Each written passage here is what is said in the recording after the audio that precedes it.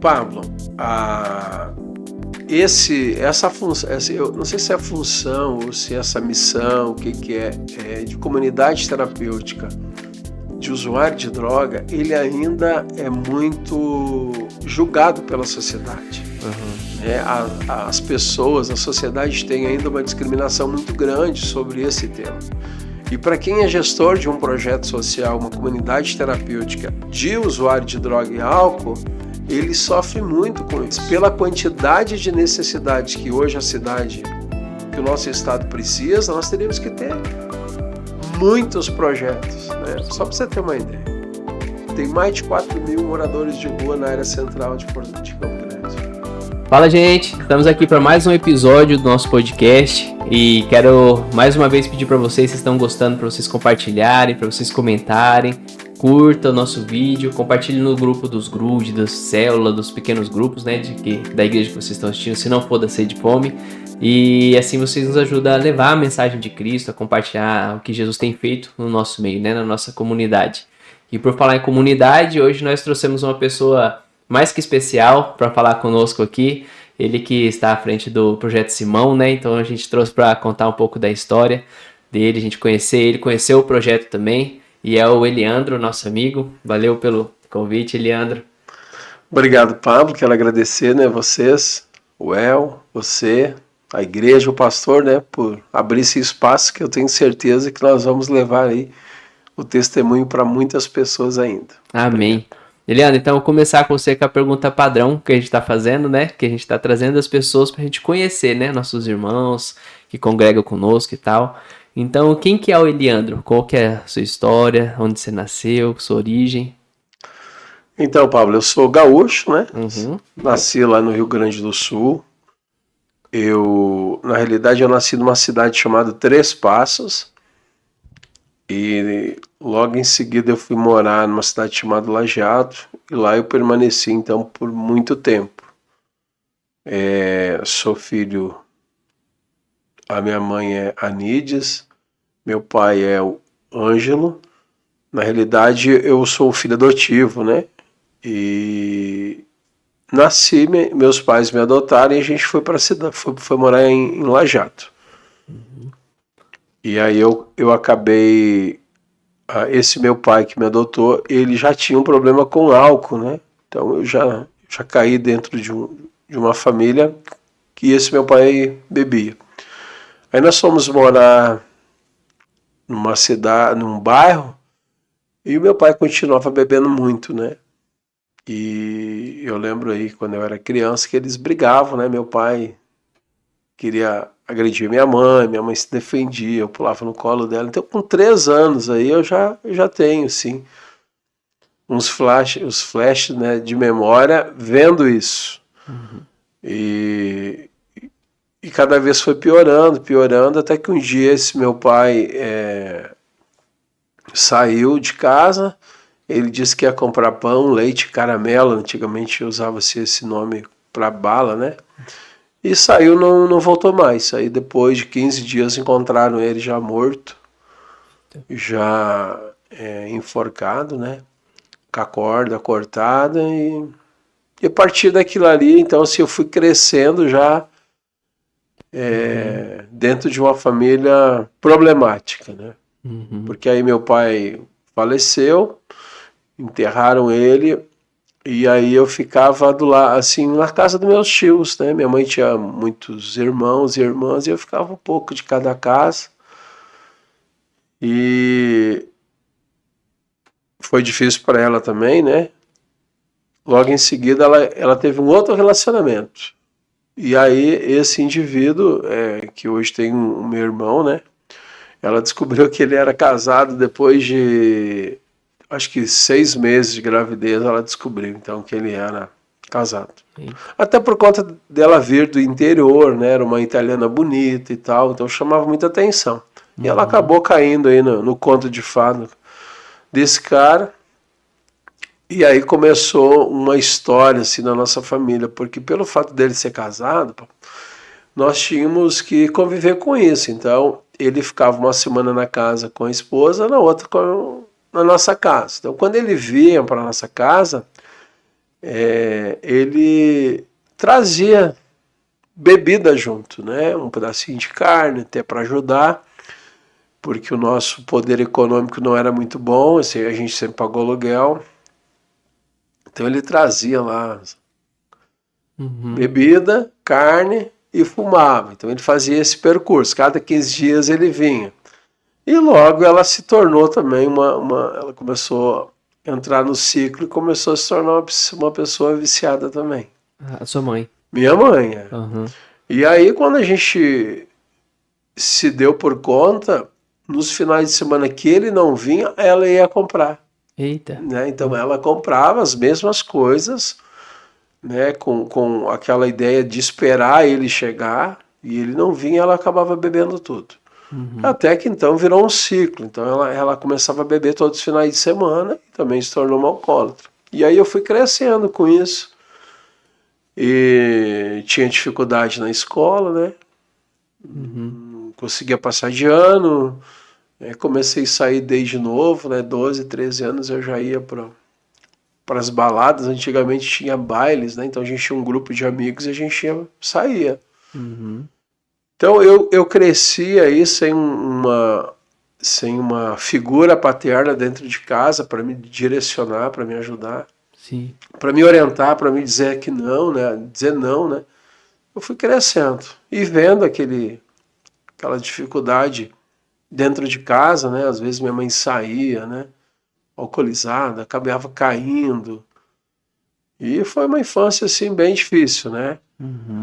E aí eu saía muito, ia nos bailes, né? E a minha diversão era os relacionamentos. Então eu gostava de ficar com o sexo feminino bastante, né? Então uma não era o suficiente. E depois, hoje mais velho, fazendo faculdade, né? Eu entendi que era a falta de uma figura materna quando eu nasci, né? Freud fala isso muito na parte do desenvolvimento humano. Então essa carência que eu tinha era por conta que eu não tive, né? Não mamei no seio da minha mãe, então essa figura para mim foi muito importante. E aí eu acabei crescendo com isso. Sempre fui uma pessoa muito boa, né? Até por conta que a minha família é italiana, assim, então a gente tinha muitos amigos. Né? Logo eu fui jogar futebol, aí eu era goleiro, né? Inclusive tivemos muitos títulos lá na cidade, né?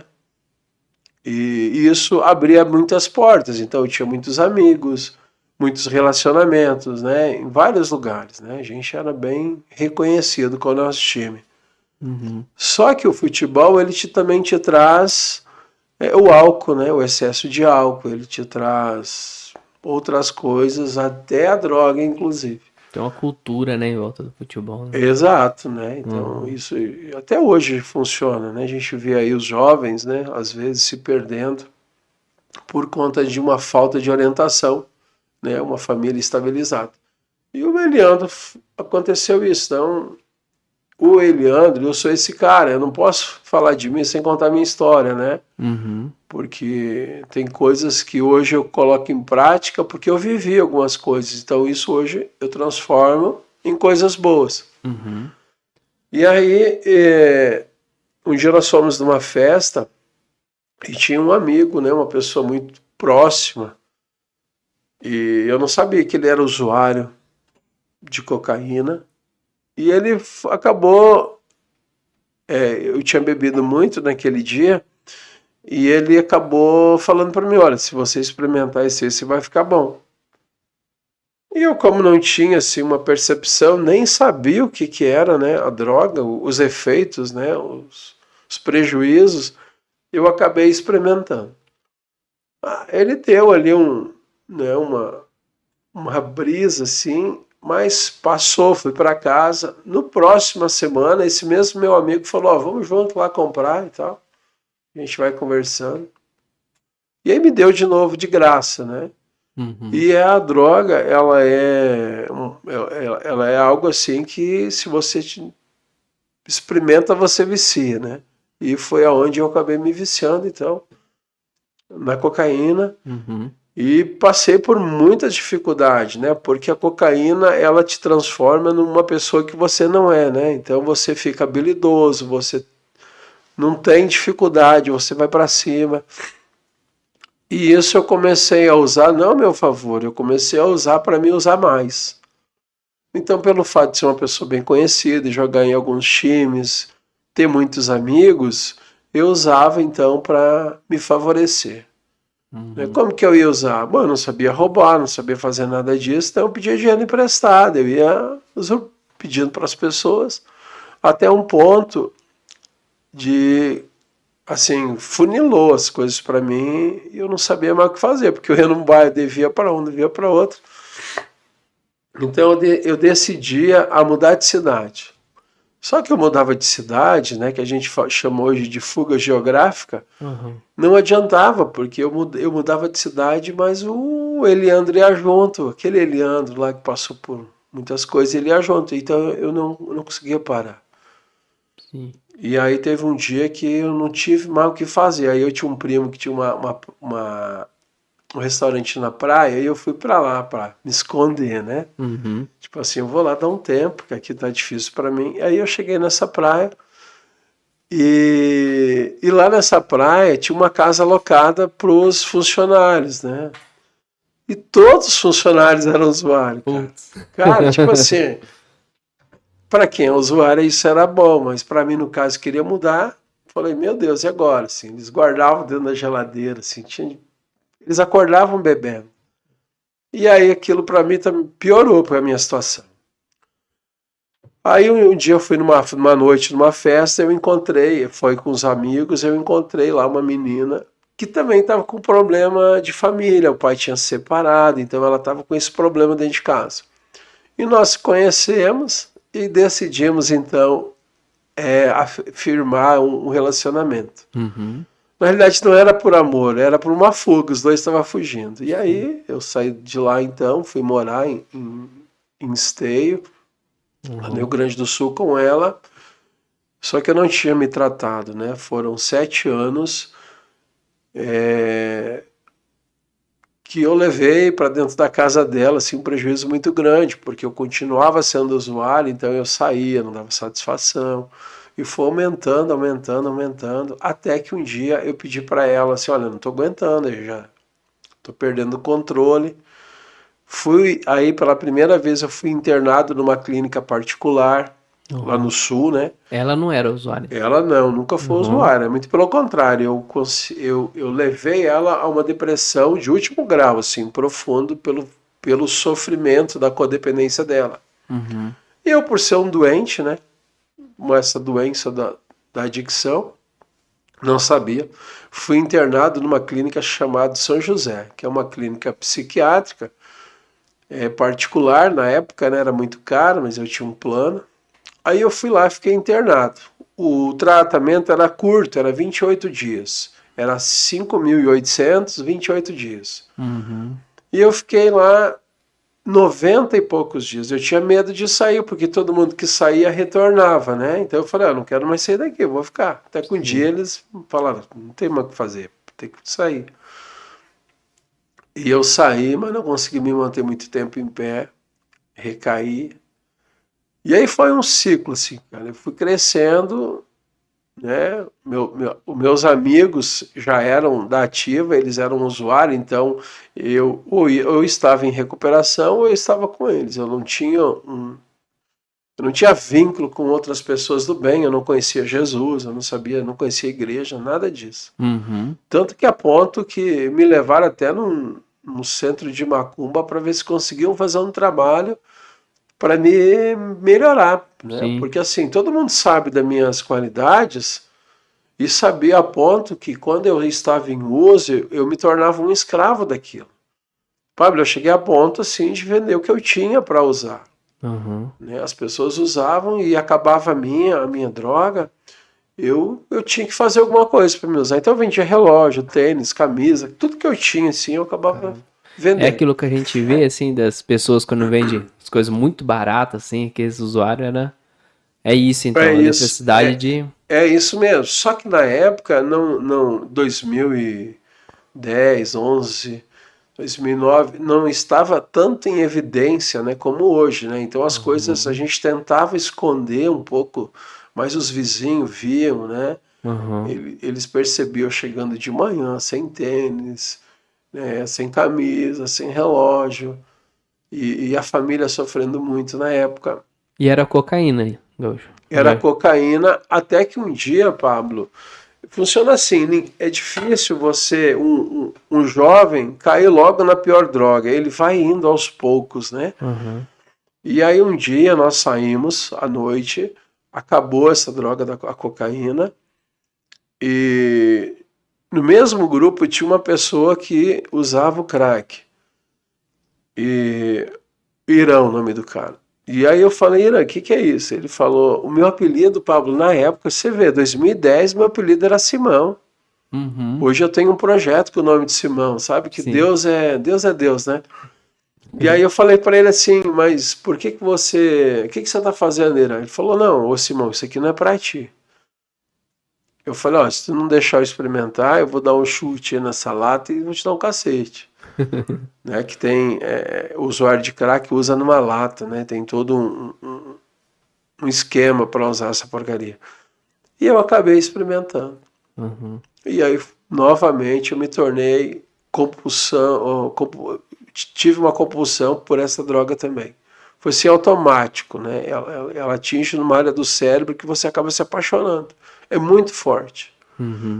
E aí, eu já voltei para minha casa, né?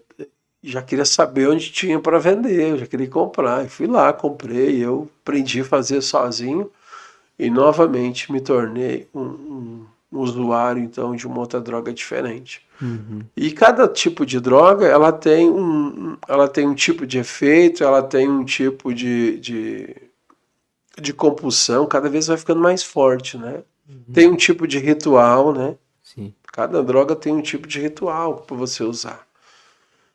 E eu acabei também sendo escravo. E aí foi ficando cada vez mais difícil o meu desenvolvimento, né? O crescimento e tal. E aí as pessoas já começam a te ver como um usuário, né?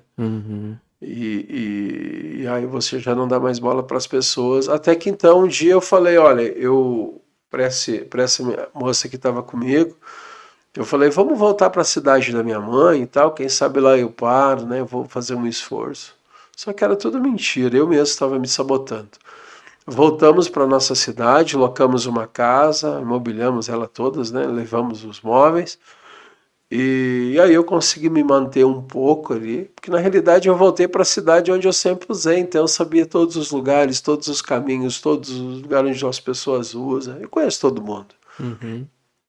Mas a doença, ela te sabota, né? Ela te engana. E aí eu acabei voltando. Aí a primeira recaída que eu tive, numa semana eu gastei 5.800 mais ou menos. Assim. Gastei. Muito grande, o estrago é muito grande. E nessa época que você tá falando, era muito dinheiro, né? Era muito dinheiro. Era todas as economias. Aí daí eu voltei para casa, aí esse meu relacionamento, a minha esposa na época chamou a mãe dela, foram lá em casa, conversaram comigo, e ela falou, olha, se você fizer de novo, eu vou levar a tua mulher embora. E eu acabei não acreditando. Não, eu vou melhorar. Nessa época eu tinha um carro e uma moto, então eu deixei a moto em casa, deixei o carro em casa e saí com a moto. Tive outro deslize também. Aí terminou o dinheiro, fui para o banco, e aí o estrago foi grande. Quando eu voltei para minha casa, já não tinha mais ninguém dentro de casa. Eita, foi essa minha sogra, ex-sogra, né, ela fez o que ela prometeu. Então ela pegou, contratou um caminhão de mudança, desmontaram todos os móveis, levaram tudo e a mulher também. Só ficou um videogame Play 2 na época, uma VAP e uma cama de solteiro. Eita. E aí o dependente químico, quando ele perde a esposa, muitas vezes não é nem por conta do amor, assim, é mais por conta que ele faz com que ele se torne um dependente do relacionamento, né? Tanto que hoje a gente vê esse alto índice de feminicídio, violência doméstica, é porque o homem vai aceitando que a mulher faz tudo para ele, quando ela diz não, ele quer brigar. Então ele perde essa bengala que ele tem. E comigo não foi diferente. Quando tiraram ela de mim, eu falei, cara, meu Deus, perdi tudo. É como se fosse uma mantenedora, assim, que você tivesse. Uma mantenedora minha do vício, então. Porque assim, ou eu tenho um vício de um lado que é bom pra mim, e tenho do outro lado a mulher que faz tudo pra mim, a que faz o café, que paga as contas, né? Então a esposa se torna a mãe. Eita. E quando o homem não tem habilidade, ele acaba aceitando, porque é uma zona de conforto para ele. E isso acabou, quando ela foi embora, acabou tipo assim o chão, né? Eu falei, agora eu vou usar mesmo. E aí foi aonde que eu peguei já essa VAP, peguei o videogame, fui lá, já troquei por droga. E aí então minha vida virou um caos. E sua mãe tava na cidade aí? Minha mãe bem próxima, né? Minha mãe próxima e mãe sofre junto com o filho, né? Eu lembro que uma vez eu vi você contando umas histórias dela de... vou até pedir, né, pra você lembrar de contar de umas panelas, né? Algumas coisas assim. Conto sim. Mas nesse primeiro momento, o que o homem faz quando ele se divorcia? Ele vai morar com a mãe. Em primeiro lugar que ele vai é para a mãe. E aí ele leva essa carga negativa, os problemas para dentro da casa da mãe. E foi o que eu fiz. Como eu já estava numa compulsão muito grande do crack, eu já não enganava mais ninguém. Então eu usava dentro do meu quarto, né? Cara, perdi literalmente o controle da droga. Eu usava mesmo. Aí ali eu tentei várias internações, né? Meus amigos me ajudaram, algumas pessoas, familiares, as pessoas me apoiaram, só que eu não conseguia, eu ficava um pouco limpo, saía, e aí novamente o meu cérebro me enganava, eu recaía. Todas as vezes que eu me internava, eu sempre conseguia dar um retorno muito rápido, assim. Porque eu sempre fui uma pessoa muito trabalhadora, né? Uma pessoa muito, assim... Eu fui sempre, assim, eu me destaquei naquilo que eu fazia, né? Eu nunca fui um homem preguiçoso, um homem escorado de alguém, eu sempre dei meu jeito. Então eu saía das internações rapidão, me levantava, comprava minha motinha e tal, e não respeitava meus limites. Aí comprava um monte de coisa, recaía, vendia tudo de novo. Cara, papo. É um ciclo vicioso, cara, que é difícil. Aí, eu cada vez mais fazendo esse ciclo, as comunidades terapêuticas fechando as portas, porque se você vai e não dá resultado, vai fechando. Né? E comigo não foi diferente. Então, chegou um momento que eu não tive mais o que fazer. Aí o meu irmão, que morava longe lá da minha mãe, a 100 quilômetros de Porto Alegre, minha mãe reclamando muito que eu não... Já estava vendendo as coisas dentro de casa. As minhas coisas eu já tinha vendido tudo. E aí ele foi lá então na cidade da mãe e falou: olha, nós vamos ter que pegar uma medida protetiva do meu irmão, porque senão ele vai acabar matando a minha mãe também. Eita. E aí, eu tipo assim, eu ficava 6 dias, 7 na rua, sem comer. Só usando, bebendo muita pouca água. Aí eu voltava para casa, magro, todo sujo, tomava um banho, comia bastante, dormia 2, 3 dias. Aí acordava, botava a roupa e falava à mãe, já venho. Ia pro uso de novo. Ficava 6, 7 dias. Meu Deus. Então eu estava assim com 40 e poucos quilos, né? Muito magro, debilitado. Né? Eu lembro que meus amigos todos se afastaram, minha família, ninguém mais queria saber de mim. A ponto de algumas pessoas falarem para minha mãe, abre mão desse cara. Né? Abandona, né? Você adotou para ser uma benção, o cara está sendo um problema. Abre mão. E a minha mãe falava, não, enquanto ele tiver fogo, eu vou lutar por ele. Ela tava na luta dela ainda? Ela, quando você já tinha parado, já. Ela tinha vencido a dela. Ela venceu a luta dela, parou de beber por conta de mim, né? Ela conseguiu ter essa consciência. A única coisa que ela fazia era fumar cigarro. Então, e ela, não, vou lutar, vai dar certo, vai dar certo. E resultado, cara, meu irmão então fez tudo isso para mim. Ele foi na delegacia, né? Depois eu descobri que era mentira. E criou então uma medida protetiva. E aí um dia que eu saí e voltei no 7º dia, 8º, muito magro, segurando a calça, eu cheguei em casa, né? Minha mãe falou assim, poxa, meu filho de novo, né? Eu falei, mãe, tava por aí, cheio da razão, querendo falar grosso. Ela falou assim, vai lá tomar um banho, a mãe fez a comida que você gosta, né? Uhum. Franga milanesa, que eu gosto. Uhum. E depois que você tomar o banho e jantar, tua mala tá pronta, tá aí. Ela falou. Eu falei, ué, como assim? Não, tua mala já tá pronta, a mãe já fez a tua mala. Teu irmão vai ligar daqui a pouquinho, porque os vizinhos já sabem. A partir de agora você tem que ir embora de casa. Eita. Ué, mas como assim? Aí tocou o telefone. Ele avisou os vizinhos todos que quando eu chegasse em casa que ligasse para ele. Uhum. E aí tocou o telefone, ele falou, falar comigo, aí ele passou o telefone, eu falei, ele falou, olha, tem uma medida protetiva, tu tem 5 minutos para ir embora daí, que eu tô chamando a polícia. E acabou, cara. Se você quiser continuar usando, você pode usar, mas aqui dentro não, dentro da casa da mãe não. Aí naquele momento eu fiquei brabo, né? Falei um monte de coisas para ela, né? Que não devia. Falei, né? Você é da minha mãe, você é meu doutor, tarará, aquelas coisas todas, eu vou embora. E fui, botei o orgulho embaixo da mala, né? E fui com aquela mala. Então, já nesse tempo eu tinha um outro relacionamento. Aí liguei para ela, fui lá, falei, ó, minha mãe mandou embora de casa, eu vim aqui. Ela era uma pessoa bem estruturada, e ela falou assim, não, cara, aqui não. Você vai ficar aqui só essa noite, vai tomar um banho, vai direto pro quarto, para ninguém te ver. Olha o estado que você tá. E amanhã você vai embora. Eita. Já não tinha lugar então mais. Não, acabou. Eu falei, mas como assim? Ela falou, não, cara, eu te amo, gosto de você, aquele Eliandro, esse aí não quero. Eita. Aí ela me deu umas coisas lá, roupa, tênis, pra me arrumar. Outro dia eu já fui embora, fui pra rua e já fui vender já aquelas coisas. Uhum. Eu fui pra rua. E aí existe o usuário de rua, existe o usuário que já está no DNA dele, ele já teve já está na família, né? A gente sabe que é o usuário mais difícil, e existe aquele usuário que conheceu a droga igual eu, né? Por influência de amigo e acabou indo pro fundo do poço. Esse tipo de usuário, ele não dá conta de morar na rua. Né? Ele não sabe manguear, pedir dinheiro em sinaleira, pedir comida. Como eu nunca fiz isso, como é que eu vou pedir numa cidade pequena, Verdade, né? cheia de conhecido? Falei, como é que eu vou viver? Mas fui pra rua. Aí fiquei um tempo na rua. E tinha situação de que passava algum conhecido para comprar? Muitos.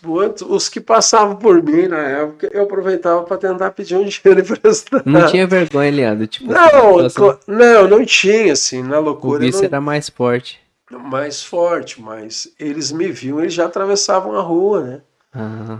Já nem chegavam, porque sabiam que eu ia pedir alguma coisa e já tinham perdido a vergonha já, né? Sim.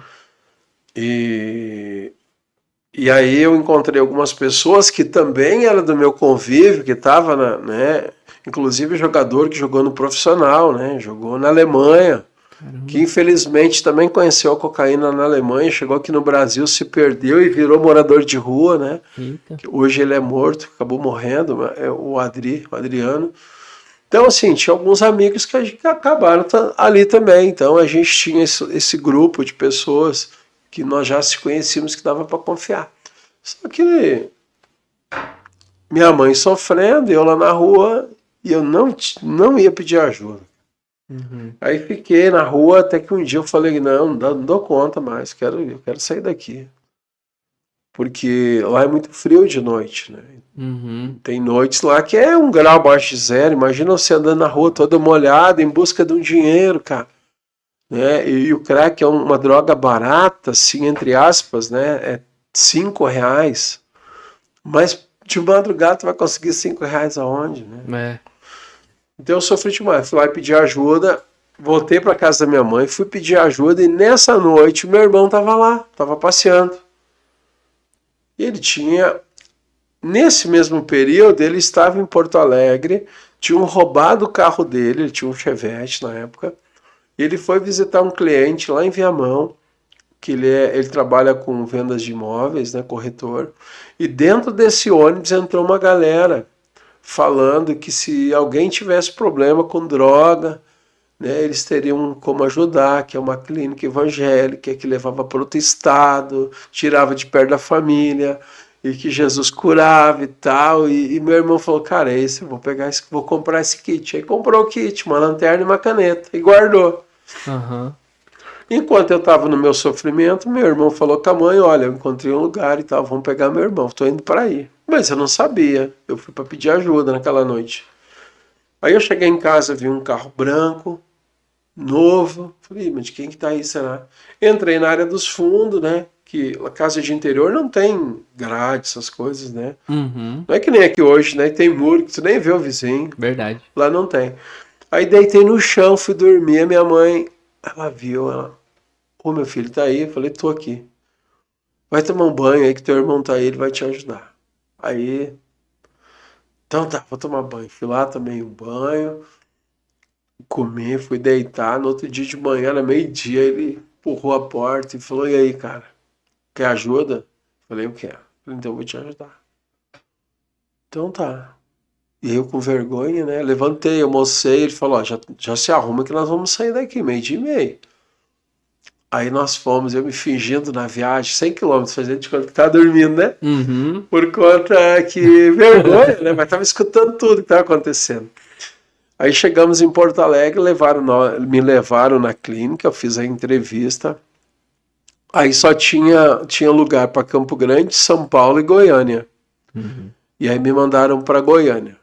Queriam me mandar de ônibus.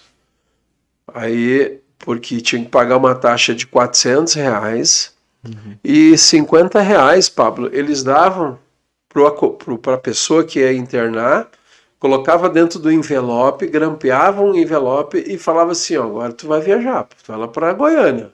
Se tu abrir o envelope e gastar o dinheiro, tu não entra na casa, tu vai ficar na rua. É o seu ingresso, esse aqui. É o ingresso. Cara, era muito legal a estratégia, porque para mim deu certo. Uhum. Eu falei, não, tudo certo, eu não vou gastar. Aí fizemos documento e meu irmão queria mandar eu de ônibus. Minha mãe, não, de ônibus ele desce, ele não vai. Tu começou, termina. Fizeram um empréstimo, compraram passagem de avião e vamos lá. Dia 16 de outubro de 2013, eu embarquei, aí eu fui. O ego sempre, né, nunca baixou, né, esse desgrama do que o ser humano tem. Uhum. Chegou em São Paulo para me fazer a conexão, encontrei umas pessoas lá que eu fumava, né, cigarro, fui lá fumar.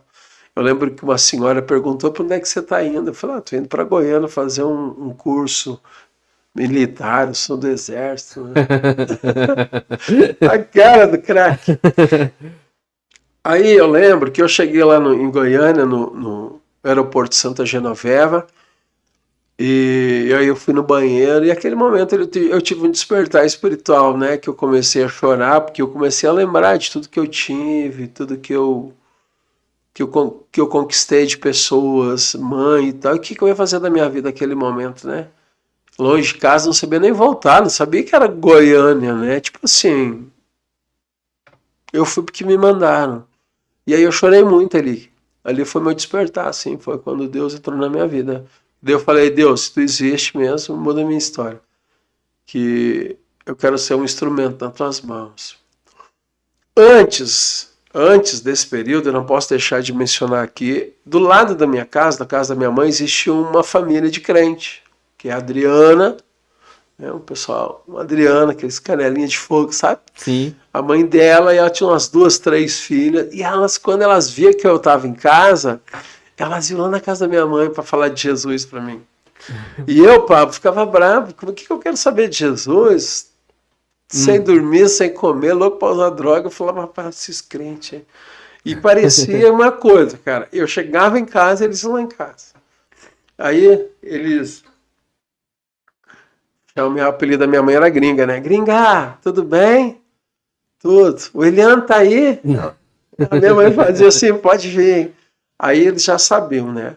Que se eu estava no quarto, eu estava em uso. Então eles chegavam, tudo bem, paz, irmã, paz. E eu no quarto, ixi, lá vem esse povo de novo. E eles falando para mim. Chegava no meu quarto, batia, enquanto eu não abria, eles não iam embora. Aí eu abri o quarto, às vezes estava em uso, aquela fumaça fedida, sabe? Que troço nojento. E eles entravam, eles me abraçavam, eles, rapaz, Não, Jesus tem... Eles falavam bem assim, soldado ferido não morre. E, cara, foi muita oração, muito mesmo. E eles iam embora, daí a pouco eles voltavam de novo. Às vezes tentavam me levar para a igreja, eu ia para a igreja, meio culto eu fugia, eles corriam atrás de mim, sabe? E lutaram até hoje, assim, são meus amigos. Mas deu certo.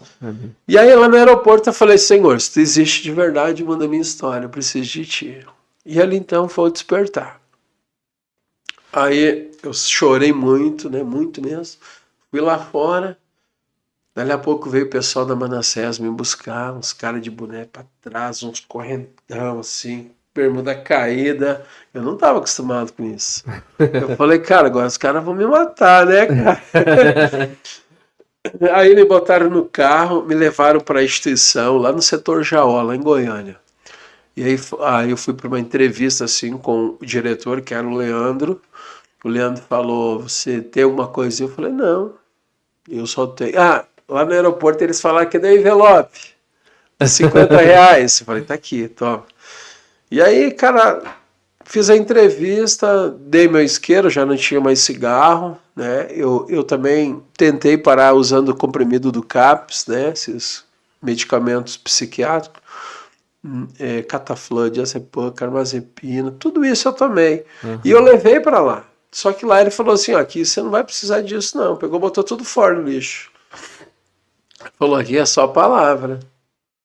Tudo bem, não tinha o que fazer, tava longe de casa, né? Tinha mais a mãe, ninguém. Falei, vamos embora.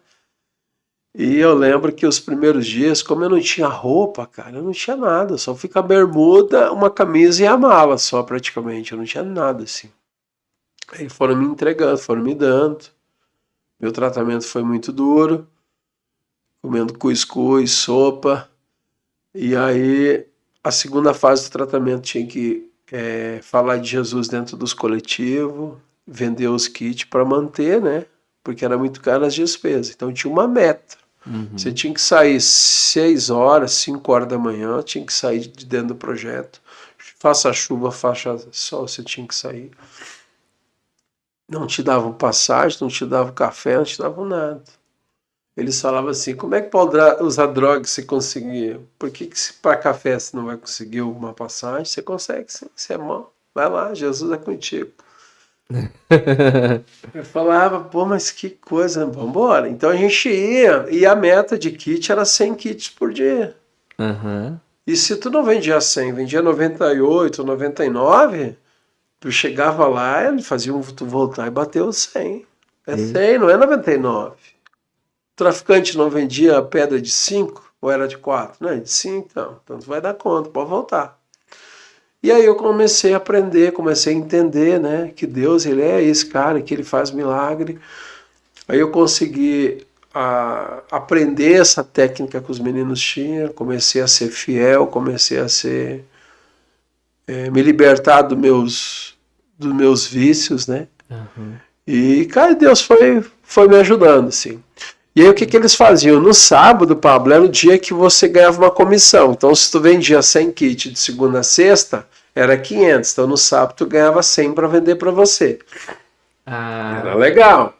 Mas não tão legal porque, deixa eu te falar, por exemplo, eu saio com 120 na segunda, eu bati 100, sobrou 20 todo amassado. Então esses 20 amassados eles colocavam tudo separado. No dia da comissão, eles davam os kits amassados para nós vender. Agora vai vender isso aí. Não, e o amassado não era o pior. O pior é quando a lanterna não funcionava e nem a caneta escrevia, cara.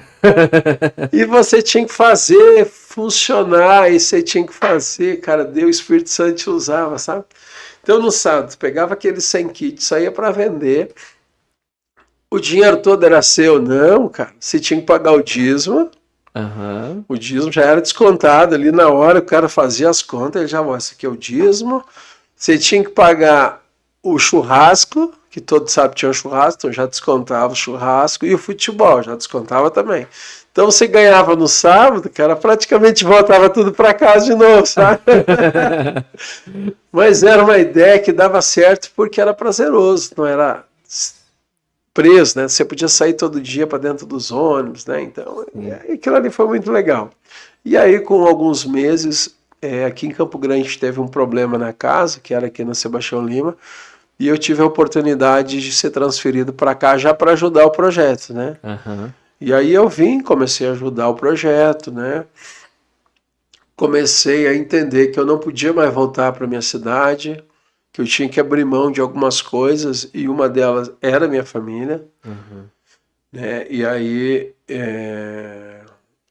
eu fiz isso, comecei a abrir mão dessas coisas. Então, Pablo, eu já tinha aí 36, 37 anos. Uhum. Então, quer dizer, eu tive que começar minha vida com essa idade. Então, quando você fala quem é o Eliandro, se eu te falar de 36 para frente, fica mais fácil. Eu preciso contar a minha história. Sim. E aí cara, agora eu vou então me Foi tornar muito tempo que você ficou nessa, então, Eliane? Foi muito tempo, assim. Caramba. Nem todos esses anos foi só droga, mas foi uma descompensação em relacionamento, né? Amigos que não eram seus amigos, não ficava muito tempo num trabalho. Então, assim, não foi 100% a droga até os 37 anos, mas eu tive uma descompensação por conta da falta de uma família bem estruturada. Sim. E como que a gente que eu tenho curiosidade assim, né, que eu nunca tive contato, né, com droga assim. E como que funciona a mente assim? Porque um lado fica pensando tipo, tem uma hora que você tá à noite lá num lugar horrível e tudo e você fala, meu Deus, isso aqui não é vida, cara. Eu quero sair disso daqui e tal. Tem essa consciência ou é o tempo todo tipo, não, eu quero usar, quero. Porque quem tá de fora não consegue imaginar, né? A gente às vezes olha e fala, cara, como que o cara não sai disso, né? Sim, Às vezes, essa pergunta é essa boa. falta de empatia, às vezes, até, né, da parte de eu não saber como que é. Será que tem uma hora que cai em si, mas o cara não tem força? Como que. O que Tem, que tem, passa sim. na cabeça, assim? Tem por muitas vezes. Pá. Olha como é que. O poder de destruição dela é muito forte, cara. É muito forte. A ponto de um homem deixar a esposa dentro de casa para pular o muro para ir usar. Então, assim, por muitas vezes usando, chorando, né? Às vezes tu tá usando num lugar que tem um louvor perto, aí parece que Deus entra no teu coração e você chora, só que o poder de destruição dela é muito forte. E você não consegue dizer não, Pablo. Aham. Então quando você vê uma pessoa aí na rua em uso, é porque ela já está dominada. Você vê hoje nós estamos numa onda de roubo de fios. Uhum. Imagina uma pessoa, a insanidade dela de subir num poste, pegar um alicate ou uma faca para cortar um fio, ela tem uma probabilidade ali de morrer de 99%. Sim. E ela vai lá e faz isso.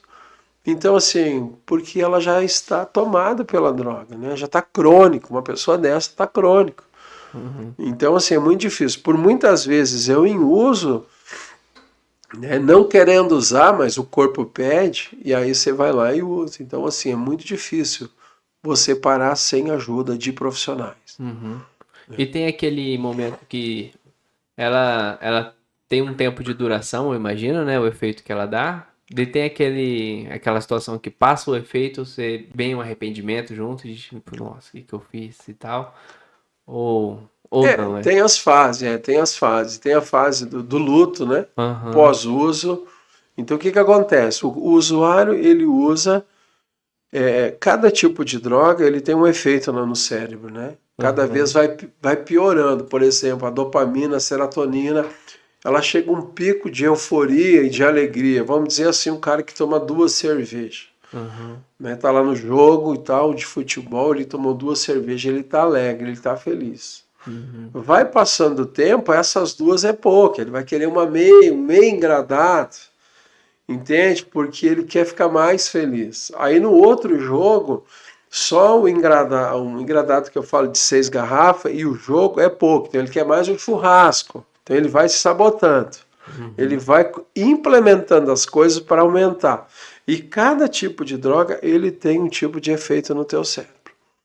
E depois, por exemplo, a cocaína, o efeito dela, você bota uma capa de super-homem, você se torna uma pessoa imbatível.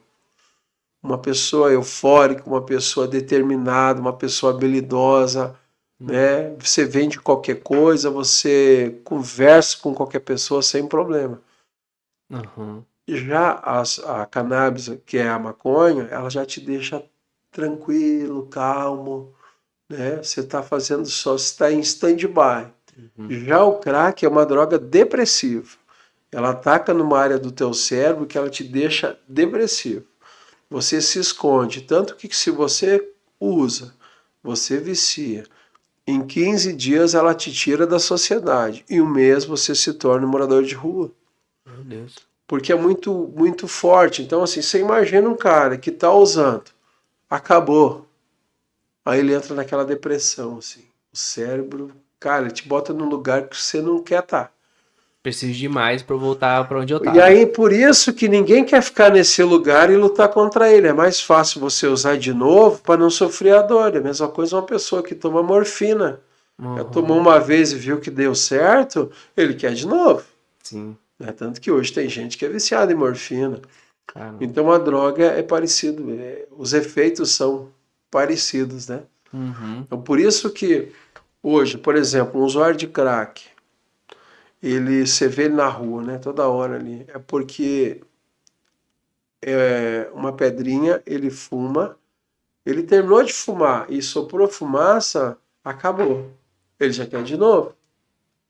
É muito rápido. Então por isso que é constante o uso, né? Uhum. Durante o uso, hoje, durante o dia, um usuário só, ele leva um dinheiro, É barato, só mas que vai rápido e tem. quantidade é bastante. E daí você veio, ficou na Manassés então, olhando. Daí que. Como que foi o Cara, na Simão? Manassés eu me encontrei, porque ali como eu cheguei como auxiliar, vim lá de Goiânia, né? Com outro sangue e tal, que em Campo Grande é um pouquinho mais pacato, então eu falei pro coordenador daqui. Lá em Goiânia era Leandro, aqui era o Paulo Leandro. Falei, ô Leandro, fica tranquilo que agora é comigo, pode ficar de boa. Então eu acordava ele cedo, né? 5 da manhã, descia para o templo, fazia oração, Uhum. abençoava e eles iam pro ônibus falar de Jesus. Aham. Então eu já me tornei um coordenador ali, né? Sim. E aí esse Paulo Leandro recaiu, o coordenador recaiu. E aí eles nunca deixavam um cara que estava na casa ser diretor direto, porque senão os caras não respeitam. Uhum. Então me mandaram para São Paulo, lá no Tucuruvi, lá onde os Mamonas Assassinas caíram. E eu cheguei lá, eu não conhecia São Paulo assim, nos bastidores, né? Aham. Aquilo é loucura, Pablo. Que ninguém dorme naquela cidade, né? Eu nunca vi tanto morador de rua. é, Cara, mendigo. Meu Deus, Nossa, aquilo lá só por Deus, né? terrível. E aí eu fui pra lá. Pior que às vezes que a gente viajou pra São Paulo, assim, é passeio mesmo, né? É um lugar mesmo assim que é essa impressão mesmo, que não dorme, né? E a gente chegava, a gente saía lá, toda vez que a gente foi, a gente saiu comentando, né? Também falou, meu Deus, tem um pingo de vontade de morar aqui. Parece que é Não, uma loucura o tempo todo. Deus me livre. E aí, assim, o que acontece? Aí eu fui para esse Tucuruvi, cheguei lá e falei, mas como que eu vou fazer aqui para vender nos ônibus se eu não conheço nada? Aí o supervisor estava lá e falou, Leandro, tá vendo aquele monte de ônibus que está passando aí? Então, entra num, divulga, desce, pega outro, desce. E vai. Eu falei, voltar? Não, voltar você só volta. Pega o endereço e vem. Não, mas não é assim. Falou, não, mas aqui é assim mesmo. Você vai cuidar da casa. Então, lá em São Paulo, aqui era às 5 para acordar. Lá em São Paulo é às 4. Às 5 já tem que estar na rua. E aí a gente fazia isso. Aí eu conheci um monte de bairros, né? Por isso que eu conheço lá o estádio do Palmeiras, do Corinthians, dos Santos. Você conhece Aham. muita coisa lá, né? E aí, sempre falando de Jesus, né? Aí eu ia para os ônibus, vendia meus kits também, chegava em casa mais cedo, preparava a janta, preparava a palavra, Sim. embalava os kits. Então eu já comecei, assim, já era um homem que tinha responsabilidade. Aham. Eu só não tinha habilidade para cuidar das pessoas, né? Porque eu era uma pessoa meio brama, comigo era um, dois, já mandava embora, sabe? Enfim, cara, eu fiquei lá um tempo. Aí quando eu tava quase desistindo, que eu não aguentava mais subir em ônibus lá em São Paulo, aquela gritaria, aí me chamaram para vir para Campo Grande de novo. Ó, vai para Campo Grande que o coordenador de lá tá tendo problema, ele vai vir pro teu lugar e você vai para lá. E aí então eu vim aqui na Sebastião Lima, perto da Fernando Corrêa. Aham. Aí cheguei ali e tal, né? Sangue novo, de novo falando com os caras. Aí aqui em Campo Grande a gente tinha que montar uma estratégia para vender kit, porque aqui a população, todas elas trabalham, saem para trabalhar, então tinha que ter alguma estratégia, senão você não vendia teu kit. Aham. E os kits é o que mantinha a casa, que mantinha a comida, a água, a luz, tudo. E aí, cara, minha vida começou a melhorar, assim, eu comecei a ficar mais crente, assim, sabe? Uhum. Então, assim, eu era um crente que vivia a palavra, né? Sim. Todo dia para mim é isso. Aham. Até hoje, né? Até hoje eu vivo de milagre todos os dias. Eu não preciso esperar no domingo, não. Tem que ser todo dia, cara. Aham. Parece que Deus me chamou para essa função. E aí eu comecei a ser coordenador e tal. Um dia eu conheci a Conceição, que hoje é minha esposa. A gente está aí há uns 10 anos casados. E aí conheci ela, porque ela também tem um menino que é usuário, né? Uhum. Fabiano. Aí o Fabiano chegou, eu internei ele. Ele também deu problema lá em São Paulo na época, Rio Grande do Sul.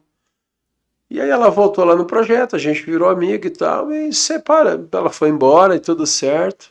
Aí passou um tempo, eu fiquei sabendo onde ela tinha um salão, né? Aí eu fui lá, comecei a conversar com ela, porque eu tinha que ir no banco todo dia. E aí a gente virou amigo e, cara, dali a pouco nós começamos eu comecei a conquistar ela e um dia eu convidei ela para sair, né? Eu falei, vamos jantar fora. E ela aceitou o desafio e a partir disso a gente não se separou mais. Nesse período todo, né? Aí eu descobri que a minha mãe estava lá no sul com câncer, né? Uhum. E aí também orei, porque eu não tinha o que fazer, né, Pablo? Eu falei, cara, eu vou lá fazer o quê? Não tinha recurso. Falei, Deus, curou eu, cura ela também, pô. Sim. Né? A Bíblia fala que nós temos esse poder. Uhum. E aí ela foi curada, e aí nesse meio tempo ela veio aqui para Campo Grande, e aí a gente acabou casando.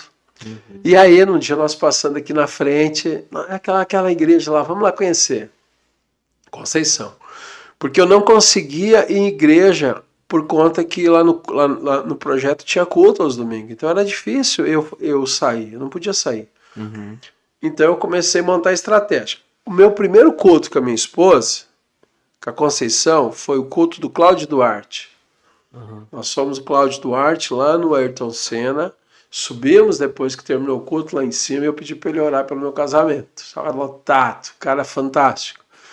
Depois a gente veio aqui, então. Aí chegamos aqui, a Conceição se apaixonou pelo pastor, né, pela palavra, pelo jeito dele, que ele tal, e aí ele foi lá me visitar, ele e o Bruninho. Uhum. Então o Bruninho lembra até hoje, cara, Bruno, sempre esse mesmo cara, né? Uhum. Aí foram lá, quando a gente acabou se conhecendo e tal. E aí fiquei mais um tempo, aí casei com a Conceição, né? Fomos morar junto e tal. E depois o projeto Manassés fechou. E aí eu falei, cara, o que eu vou fazer agora, pá? Ah, eles fecharam. Eles fecharam por conta da política, né? O dono era um deputado. Uhum. E eles tinham casa em todos os estados. E eles lançaram o filho prefeito e um vereador lá na Bahia. Uhum. E aí pegaram os acolhidos de 3 estados, São Paulo, Goiânia, Campo Grande e Porto Alegre. Pegaram, o deputado mandou um monte de passagem, né, de avião, mandaram tudo para lá para trabalhar na política. Eita. E aí eu falei, não, eu não vou. Aí até falei com o pastor Silvano para me orientar. Ele falou, não vai não. Isso é coisa deles. Você fica com a tua esposa, cuida dela. Uhum. E aí eu acabei ficando, e a partir daquilo eu falei, cara, o que eu vou fazer agora? Né? Eu tenho faculdade na parte da dependência química, eu falo pelo conhecimento, eu tinha doutorado, né? Uhum. E aí eu falei, vamos abrir uma clínica então? Então vá. Aí eu fui abrir uma clínica. Aí quando eu fui abrir essa clínica, eu não pedi orientação para o pastor Silvano. Eu fui abrir com uma outra pessoa. Uhum. E aí eu vi que estava dando tudo errado. Essa outra pessoa não tinha a mesma visão que eu, não estava certo. Aí quando eu vi que eu entrei numa rascada, eu chamei o pastor Silvano, pastor, me ajuda aqui que eu acho que não fiz um bom negócio. Aham. Ele falou, o que está acontecendo? Aí fomos lá na chácara, eu tinha alugado uma chácara, né? Alugamos certinho, e o escritório na Rui Barbosa, e ele falou, não, esse negócio aqui nunca vai dar certo. Começou errado, por isso. Entrega tudo para a pessoa. Falei, não, pastor, mas como é que eu vou entregar? Uhum. Ele falou, não, você tem que perder para ganhar. Aí entregamos tudo para ela, e aí abrimos uma casa ali aí eu aloquei uma casa na Piratininga. Aquela casa verde lá que a gente começou a É, fazer os teleios lá. isso. E eu falo assim, por que Projeto Simão, né? Na época só cabia 12. Então eram os Aham. discípulos, 12 discípulos. Simão, porque eu sou Simonete, aí eu abreviei. Aí ficou Lucas 5, pescadores de homens. Aham. Mas quando eu abri foi difícil assim, porque eu não tinha nada praticamente, só tinha umas panelas, algumas coisas, né? Aí o pastor me ajudou, me deu umas beliches. E a gente foi indo, né? Foi trabalhando, foi ganhando vidas Aham. e continuei vendendo coisas nos ônibus, né? Aham. Que é um trabalho árduo, difícil demais tu manter uma casa, porque eles não têm a mesma responsabilidade que o gestor. E aí eu sempre falava, um dia eu vou parar de vender, um dia eu vou parar de vender. E nesse período eu tive que aprender a fazer uma ata, né, os documentos dela, porque não tinha documento da casa, só estava a casa lá, né, o projeto Simão, o nome, Aham. um sonho, e ele era aquilo que eu imaginava. Então a casa era pequena, eu nem sabia, não conhecia que lá era Anhanhá do lado. Eu nem Aham. tinha esse conhecimento. Eu sei que às vezes eu internava um, dois fugia, mas era por Uhum. conta disso, né? E aí, dentro da minha cabeça era um negócio grande. Aí eu levei o SBT, levei a Bandeirantes, levei. Eu fui fazendo com que as coisas fossem crescer, né?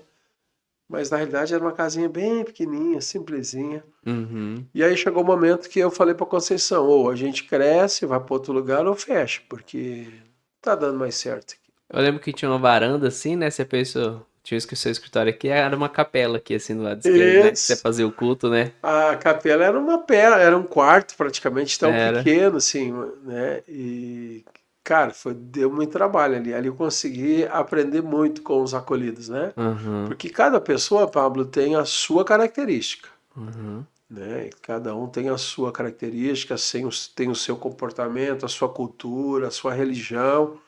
Então, trazer isso para dentro de um ambiente, né? E fazer com que ele fique terapêutico, dá trabalho. Imagina.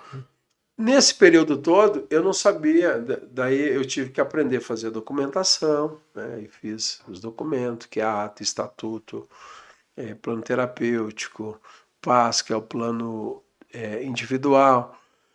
E aí fui fazendo.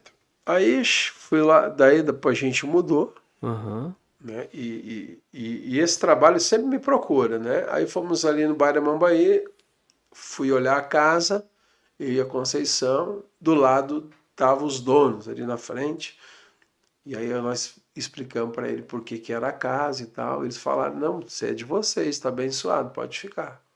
Essa casa Uhum. foi feita para vocês. Aí chamei o pastor Silvano para olhar e abençoar, ele abençoou, falou: gaúcho, aqui vai dar certo.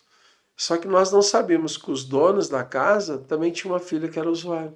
Quer Hum. dizer, Deus não trouxe nós ali por conta disso. Uhum. E aí a gente ficou ali, um dia de madrugada ela chegou, um dia de manhã ela chegou, né? Sobre uso, sobre efeito, pegando fogo no carro, e nós fomos ajudar. E aí a gente descobriu então que ela era uma usuária. Acabei ajudando numa internação. E nós ficamos ali, né? Só que daí veio a segunda parte do projeto, né? O projeto, ou ele ia vender no ônibus ou ele ia se tornar uma comunidade terapêutica. Porque Uhum. até então ele não tinha uma definição de quem era o projeto terapêutico. Uhum. E aí eu tive que buscar essas informações. Não, eu quero uma comunidade terapêutica. Mas a comunidade terapêutica não pode vender fora, no ônibus. Eles não Uhum. podem vender nem sinaleira, nada. Aí eu tive que, então, entender o que é uma comunidade terapêutica, quando surgiu, como que foi, né? Aí eu trouxe, entendendo tudo isso, eu trouxe ela para um modelo urbano, então. Hoje a gente Uhum. tem muitos exemplos de comunidade terapêutica em Campo Grande, mais afastadas, né? E o Projeto Simão, então, foi a primeira comunidade terapêutica urbana, então, no estado. Então, nossa é no centro da cidade. Legal. Uhum. Aí chegou um ponto, né? Daí vai em evento, né? Aí eu tive a oportunidade de conhecer os idealizadores das comunidades, que nem o padre, que foi um dos fundadores da FEBRACT aqui de São Paulo, né? Então eu tive a oportunidade de ainda conhecer ele, hoje ele é falecido. Tive a oportunidade de conhecer grandes nomes, né, dentro desse nicho de comunidade, né? Sim. E aí a comunidade terapêutica, a nossa, eu consegui primeiramente uma parceria com a prefeitura com 5 vagas. Uhum. Então essas 5 vagas me ajudaria a pagar o aluguel, a água e uma psicóloga uma tarde por semana, eu dava R$ 500 para ela. Uhum. E aí eu consegui, daí a pouco eu fui crescendo, aí hoje eu já tenho 22 vagas, e hoje eu já tenho uma equipe multidisciplinar, então, dentro do projeto já, né? Legal. E como que funciona, Leandro? Assim, se a pessoa, às vezes que está assistindo, né, às vezes tem uma dificuldade com um familiar, alguma coisa, você precisa ter a vaga disponível então, né? E como que faz para entrar? Ela só entrar em contato? Como que funciona assim? Hoje nós temos um canal na internet, no canal. A gente tem a rede social, que é o Instagram Uhum. e a fanpage. Nós temos o telefone que é o 32 11 11 Uhum. 81. Mas a pessoa, primeiramente, ela tem que entrar em contato. A Uhum. gente precisa entender quem que é a pessoa para saber se nós conseguimos ajudar ela. Uhum. Porque a legislação da IDC 29 é especialmente álcool e outras drogas, né? Então, o Uhum. que acontece muitas vezes? A família ela precisa também entender como que nós vamos ajudar esse indivíduo. Uhum. Não é simplesmente internar ele, né? Então, as pessoas nos procuram. Se nós tivermos algumas vagas social, a gente coloca na vaga social. Uhum. Se a família não tiver vaga social, então a gente coloca ele particular, né? Um Uhum. valor mais simbólico, Uhum. porque é para ajudar mesmo, mas o tratamento em si é o mesmo. É um tratamento terapêutico. Ah, legal. Então a gente vai deixar aqui embaixo aqui, né, o Instagram Aham. e o telefone, né? Telefone, Telefone certinho, para Facebook. entrar em contato e saber então como que vocês ajudam, entender o caso e tal, para ver como que funciona. Então tem a parte pode ser por social Ou pode ser ou particular. particular. Isso. Ah, legal, Leandro. E a parte social, a todos eles, sendo social ou sendo particular, existe uma metodologia de internação. Essa pessoa, primeiramente, ela precisa passar pelo CAPS, Uhum. pra, porque o psiquiatra precisa ver qual que é o CID dela, qual que é a doença, né? Se é o CID-10, F19, Uhum. e vai ver se há necessidade de tomar um medicamento ou não. Aí a maioria tem que tomar um medicamento, principalmente no começo. Uhum. Então ele já sai de lá com o medicamento, já com a data de retorno, então.